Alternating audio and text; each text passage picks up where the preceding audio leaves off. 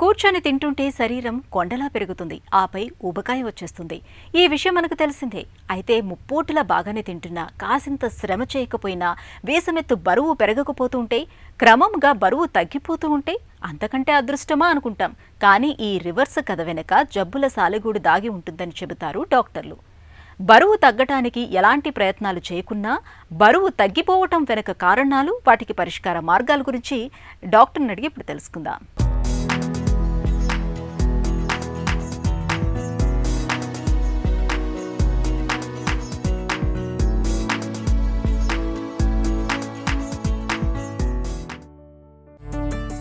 ఎంత తిన్నా బరువు పెరగకపోవడం, పైగా క్రమంగా బరువు తగ్గడాన్ని అదృష్టంగా భావించవచ్చా? ఇప్పుడున్న కాలంలో బరువు పెరగడం కంటే బరువు తగ్గడం మీద అందరి కాన్సన్ట్రేషన్ ఎక్కువ. It's more than $1 billion industry. అంటే weight loss, gyms, dietitians weight loss కోసం ప్రయత్నం చేసేవాళ్ళు చాలామంది ఎక్కువైపోయారు. ఫాస్ట్ ఫుడ్స్ వల్ల కానీ, మన లైఫ్ స్టైల్ వల్ల కానీ, స్ట్రెస్ వల్ల కానీ, అవసరం ఉన్న కంటే మనం ఎక్కువ సెడెంటరీగా అయిపోయాం. దానివల్ల బరువు పెరుగుతున్నాం. So most of 90% of the patients ఈ కేటగిరీలో ఉన్నారు. అంటే బరువు పెరిగి తగ్గడానికి ఏం కష్టపడాలి అనే దాని గురించి ఉంది. కాకపోతే కొంతమందిలో సడన్గా బరువు తగ్గిపోతారు, ఏ కారణం లేకుండా. అంటే వాళ్ళు ప్రయత్నం లేకుండా, వాళ్ళు ఏ డైటింగ్ చేయకుండా, ఎక్సర్సైజ్ చేయకుండా సడన్గా బరువు తగ్గడానికి అవకాశాలు ఉంటాయి. ఫర్ ఎగ్జాంపుల్ 3 monthsలో మీ ప్రస్తుత వెయిట్ కంటే 10% కంటే ఎక్కువ తగ్గారని దట్స్ అన్ అలార్మింగ్ సైన్. అంటే ఫర్ ఎగ్జాంపుల్ 60 kgs ఉన్న వ్యక్తి 3 నెలల్లో ఏ ప్రయత్నం లేకుండా, కొత్తగా ఏ ప్రయత్నాలు చేయకుండా 6 kgs వెయిట్ తగ్గారంటే that is an alarming sign. అంటే ఏదైనా మెడికల్ ఇష్యూ ఉందా లేదా అనేది చెక్ చేసుకోవడం చాలా ఇంపార్టెంట్. ఫండమెంటల్గా చెప్పేది ఏంటంటే, ఏ ప్రయత్నం లేకుండా, ఏ కొత్త చేంజెస్ చేయకుండా లైఫ్ స్టైల్లో 3 monthsలో more than 10% of your original weight తగ్గారంటే డెఫినెట్లీ ఆ పేషెంట్ మెడికల్ అటెన్షన్ చాలా అవసరం. బరువు తగ్గిపోతుంటే టీబీ అనో హెచ్ఐవి సోకిందనో అనుకోవచ్చా? టీబీ అనేది క్రానిక్ డిసీజ్. ఈ టీబీలో ఫస్ట్ ఆకలి అయిపోవడం, సాయంత్రం పాటు జ్వరం రావడం, వెయిట్ తగ్గడం అనేది కామన్గా చూసేది. అపార్ట్ ఫ్రమ్ దగ్గు కఫం వస్తే lung TB 90% of patient lung TB వస్తే 10% ఆఫ్ పేషెంట్స్కి లంగ్ కాకుండా బ్రెయిన్ నుంచి కాళ్ళు దాకా, బోన్స్ దాకా ఎక్కడైనా టీబీ రావచ్చు. ఎక్కడ టీబీ వచ్చినా వెయిట్ లాస్ అనేది కామన్గా చూస్తాం. అలాగే హెచ్ఐవి సోకిన మనిషి కూడా అది హెచ్ఐవి వైరస్ సోకినాక మనకి ఇమ్యూనిటీ తగ్గిస్తుంది. దాన్ని ఎయిడ్స్ కాంప్లెక్స్ అంటాం, అక్వైర్డ్ ఇమ్యూనో డెఫిషియన్సీ సిండ్రోమ్. ఈ వైరస్ యాక్టివేట్ అవ్వడం వల్ల మన ఇమ్యూనిటీ తగ్గిపోద్ది. ఎయిడ్స్ కాంప్లెక్స్లోకి వెళ్ళినప్పుడు వెయిట్ తగ్గుతారు. ఈ రెండు తప్పకుండా చూసుకోవాల్సిన అవసరం ఉంది. సో ఉట్టి టీబీఏ హెచ్ఐవితోనే వెయిట్ తగ్గరండి. డిసార్డర్స్ అంటే మెటబాలిక్ డిసార్డర్స్, డిజీజెస్ రెండు వెయిట్ లాస్ని కాజ్ చేసే అవకాశాలు ఉంటాయి. సో వెయిట్ తగ్గగానే నాకు హెచ్ఐవి వచ్చిందని భయపడాల్సిన అవసరం లేదు. డాక్టర్ దగ్గరికి వెళ్ళి కరెక్ట్గా ఎవాల్యుయేట్ చేస్తే కారణం కనుక దాన్ని తగ్గట్టుగా మనం ట్రీట్మెంట్ చేసుకుంటే నార్మల్ అయ్యే అవకాశాలు ఉంటాయి. థైరాయిడ్ సమస్యలకు బరువు తగ్గిపోవడానికి సంబంధం ఉందా?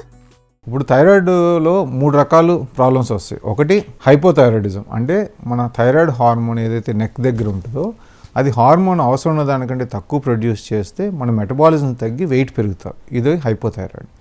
సెకండ్ హైపర్ థైరాయిడ్, మన థైరాయిడ్ అవసరం ఉన్న దానికంటే ఎక్కువ హార్మోన్ ప్రొడ్యూస్ చేయడం వల్ల మెటబాలిజం ఇంక్రీజ్ అయ్యి మనం ఎంత తిన్నా కానీ మనకి వెయిట్ తగ్గిపోతూ ఉంటాం. మూడోది థైరాయిడ్లో క్యాన్సర్స్. సో ఈ మూడిట్లో క్యాన్సర్ వల్ల కూడా వెయిట్ తగ్గొచ్చు, థైరాయిడ్ క్యాన్సర్ వల్ల.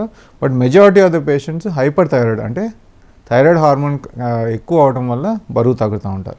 దీంట్లో వేరే సిమ్టమ్స్ ఏంటంటే వెయిట్ తగ్గటం, ఆకలి ఎక్కువ అవటం, మోషన్స్ ఎక్కువ అవటం, ఒళ్ళు ఎప్పుడు వేడిగా ఉండటం, చెమటలు పట్టడం, గుండె దడగా ఉండటం, ఇవన్నీ హైపర్ థైరాయిడిజం సిమ్టమ్స్ అండి. ఇట్లాంటి సిమ్టమ్స్ ఉంటే థైరాయిడ్ చెక్ చేసుకుని ఒకవేళ హైపర్ థైరాయిడ్ సిమ్టమ్స్ ఉంటే దానికి మెడికేషన్స్ ఫస్ట్ ట్యాబ్లెట్స్ ఇస్తారు, దాంతో తగ్గిపోతే ఆపేయచ్చు. దాంతో కూడా అవ్వకపోతే రేడియో అయోడిన్ ఇస్తారు. దానివల్ల జనరల్గా క్యూర్ లభిస్తుందండి. వెయిట్ కూడా నార్మల్ అయ్యే అవకాశాలు ఉంటాయి. పొట్టలో సమస్యలు ఉన్నప్పుడు బరువు తగ్గుతారని చెప్తారు, నిజమేనా? ఇసోఫేజియల్ క్యాన్సర్, స్టమక్ క్యాన్సర్ ఉంటే మనం తినే ఫుడ్ తగ్గిపోద్ది. సో దానివల్ల వెయిట్ తగ్గుతాం. అలాగే ఇంటెస్టైనల్ క్యాన్సర్స్లో కూడా మన వెయిట్ తగ్గే అవకాశాలు ఉంటాయి. ఇది కాకుండా మెటబాలిక్ డిసీజెస్, ప్రోటీన్ లూజింగ్ ఎంట్రోపతి అంటాం. అంటే మనం తినే ప్రోటీన్ ఫుడ్ ఇంటెస్టైన్లో అబ్జర్వ్ అవ్వడం వల్ల ఎంత తిన్నా కానీ మనకి వెయిట్ లాస్ అవుతూ ఉంటుంది. కొంతమందికి గ్లూటెన్ ఎలర్జీ వల్ల, కొంతమందికి సీలియాస్ డిజీజ్ వల్ల వచ్చే అవకాశాలు ఉంటాయి. ఇట్లాంటి ఏదైనా ఉంటే మనకి గ్యాస్ట్రోంటాలజిస్ట్, ఫిజిషియన్ కలిసి మనం దానికి ఇన్వెస్టిగేట్ చేసుకుని దానికి తగ్గట్టుగా మందులు ఉంటాయి. ఆ మందులు వాడితే వెయిట్ లాస్ అనేది తగ్గుద్ది.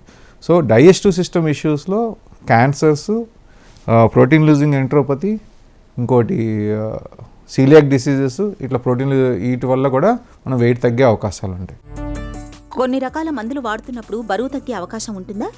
కొన్ని మందులు కూడా మన వెయిట్ లాస్ చేసే అవకాశాలు ఉంటాయి. ఫర్ ఎగ్జాంపుల్ కొన్ని యాంటీ ఎపిలెప్టిక్స్, టోప్రమేట్, కొన్ని యాంటీ డిప్రెసెంట్స్, ఇవన్నీ కూడా వెయిట్ లాస్కి అవకాశం ఉంటుంది. అలాగే ఇప్పుడు వచ్చే కొన్ని యాంటీ డయాబెటిక్ మెడికేషన్స్ ఉన్నాయి, SGLT2 ఇన్హిబిటర్స్ అని, GLP-1 ఎనలాగ్స్ అని, ఇవన్నీ కూడా దాని సైడ్ ఎఫెక్ట్స్ వెయిట్ లాస్. బేసిక్గా ఇప్పుడు టోప్రమేట్ చూసుకుంటే మనం ఫిట్స్ ఉన్న వాళ్ళకి వాడతాము, మైగ్రేన్ ఉన్న వాళ్ళకి వాడతాం, దాని సైడ్ ఎఫెక్ట్ వెయిట్ లాస్ అవ్వటం. అలాగే యాంటీ డిప్రెసెంట్స్ వాడిన వాళ్ళు కొంతమంది డిప్రెషన్ ఉన్న వాళ్ళు ఎక్కువ తినేస్తూ ఉంటారు, దానివల్ల వెయిట్ పెరుగుతారు. ఆ యాంటీ డిప్రెసెంట్స్ వాడినప్పుడు ఆ డిప్రెసివ్ సిమ్టమ్స్ పోయి మామూలుగా తినడం వల్ల కూడా మనకి వెయిట్ లాస్ ఉంటుంది. అలాగే SGLT2 ఇన్హిబిటర్స్ డయాబెటీస్కి వాడతాం, దీనివల్ల షుగర్ కంట్రోల్ అవుద్ది, షుగర్ కిడ్నీలో పోవడం వల్ల వెయిట్ లాస్ అవుద్ది. ఇప్పుడు రీసెంట్గా లాస్ట్ ఫ్యూ ఇయర్స్ నుంచి మనకి వాడుకలో ఉన్నాయి GLP-1 ఎనలాగ్స్. వీటి వల్ల ఏంటంటే మనకు ఆకలి తగ్గి మనం తినే పదార్థాలు తగ్గిపోవడం వల్ల కూడా వెయిట్ లాస్ ఉంటుంది. మధుమేహం, క్యాన్సర్ల బారిన పడ్డప్పుడు బరువు తగ్గే అవకాశం ఉంటుందా? క్యాన్సర్లో ఫస్ట్ సిమ్టమే వెయిట్ లాస్ కింద మనం ఎవాల్యుయేట్ చేస్తుంటే మనకి క్యాన్సర్ అని తెలిసే అవకాశాలు ఉంటాయి. Especially liver cancer, stomach cancer, blood cancers, lung cancers, kidney cancers వల్ల కూడా ఉంటాయండి. అలాగే డయాబెటీస్, టైప్ 2 డయాబెటీస్ పేషెంట్స్, పెద్దవాళ్ళు వచ్చే డయాబెటీస్ తెలియకుండా షుగర్ పెరిగిపోవడం 400, 500, 600 వెళ్ళిపోవడం వల్ల బ్లడ్లో షుగర్ ఎక్కువ అవుతుంది. ఎందుకు? ఇన్సులిన్ తక్కువ అవడం వల్ల ఇన్సులిన్ సరిగ్గా పోవడం, అది ఎనర్జీగా మారపోవడం వల్ల బాడీ ఏం చేస్తుందంటే మనకున్న ప్రోటీను, ఫ్యాటు, మజిలు ఇవన్నీ వాడుకుని మనకి ఎనర్జీ సప్లై చేస్తూ ఉంటుంది. దానివల్ల సడన్గా వెయిట్ లాస్ ఉంది. సో ఫర్ ఎగ్జాంపుల్ సడన్లీ ఒక లాస్ట్ 3 monthsలో 10-15% వెయిట్ లాస్ ఉంది అనుకోండి, డయాబెటీస్ ఉందా లేదా అనేది కూడా ఫస్ట్ చూసుకోవాలి. బరువు తగ్గిపోతున్నప్పుడు ఏం చేయాలి? ఎలాంటి వైద్య సాయం పొందాలి? సో వెయిట్ లాస్ అయినప్పుడు చాలా రకాల డిసీజెస్ వల్ల వెయిట్ లాస్ అవ్వచ్చు. దాన్ని నిర్లక్ష్యం చేయడం అనేది మంచిది కాదు.